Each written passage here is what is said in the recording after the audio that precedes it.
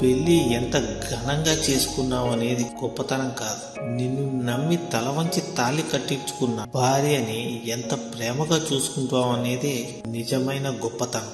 నీటిని ఎక్కువగా మరిగిస్తే ఆవిరైపోతాయి, అలాగే భరిస్తున్నారు కదా అని ఎక్కువగా బాధ పెడితే బంధాలు కూడా కనిపించకుండా పోతాయి. గుర్తుంచుకోండి, ఈ కాలంలో మంచి వాళ్ళకన్నా మంచిగా నటించే వాళ్ళే ఎక్కువ. మనతో అవసరం ఉన్నప్పుడు అంతా నువ్వే అంటారు, అవసరం తీరిపోయాక నువ్వు ఎంత అంటారు. నిజమే కదా. ఉండిపోయే వాళ్ళకి వెళ్ళిపోయే వాళ్ళకి చాలా తేడా ఉంది. ఉండిపోయే వాళ్ళు నిన్ను భరిస్తారు, వెళ్ళిపోవాలి అనుకునే వాళ్ళు అవకాశం కోసం ఎదురు చూస్తారు. అందరితో కలిసి ఉండు, అందరిలా నవ్వుతూ ఉండు, అంతేకాని అందరినీ అయిన వాళ్ళు అనుకోకు, అంతా నా వాళ్ళు అని మురిసిపోకు.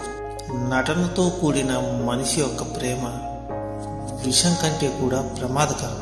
అవసరం కోసం 2 మెట్లు దిగినా తప్పులేదు, కానీ అవసరాలు తీర్చుకోవడం కోసం దిగజారిపోకూడదు.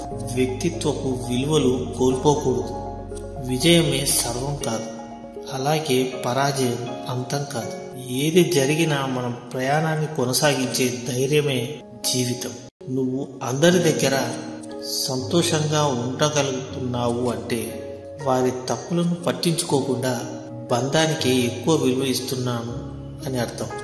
ఒక వ్యక్తిని అపార్థం చేసుకునే ముందు ఆ వ్యక్తి గతంలో మనతో ఎలా ఉండేవారో గుర్తు చేసుకుంటే నిజాలు అర్థమవుతాయి. ఒక్కోసారి మన కళ్ళే మనల్ని మోసం చేస్తాయి, అందుకే గతం మర్చిపోవద్దు.